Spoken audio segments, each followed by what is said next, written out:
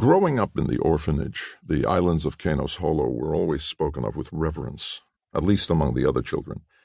It was a paradise, with big beaches, perpetually temperate weather, beautiful people, and so on. The young Max Stygian didn't even know what a beach was at first, and could count on one hand the number of things he'd seen in his life to that point which would qualify as beautiful. So when told about the beaches, he imagined a blue sky on a sunny day. Thus, for about 5 years, his mental image of Canos Holo was that of islands floating in the clouds. Canos Holo continued to fill the slot of ideal vacation destination in Mac's mind, even after he'd gotten clarification on what a beach actually looked like. Yet every time the place came up in conversation, he thought first of clouds. Not that he didn't get to see any clouds on this trip.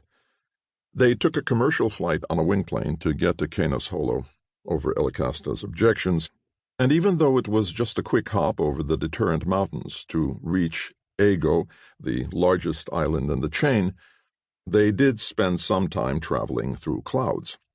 But when they did it, he didn't have Canos Holo on his mind at all. He was thinking back to the last time he'd gone over the Deterrents as a soldier on his way to fight the Kindanese.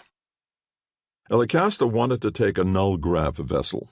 There were null-gravity cruise ships that left Pulson Harbor once a week, skimmed along the southern edge of Geo, and curled up to Canos Holo, where they spent a day at each of the 7 major islands before turning back again. Had they actually been vacationing, this probably would have been the way to go.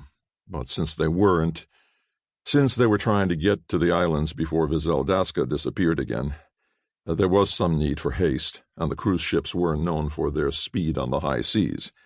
It would take them a week to reach Canos Holo by ship, whereas the wing plane over the continent took less than 1 day.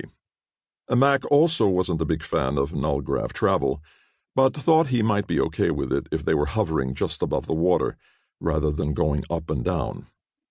As soon as they touched down in Ego, which was the only one in the chain with an airport, and secured lodging in one of the many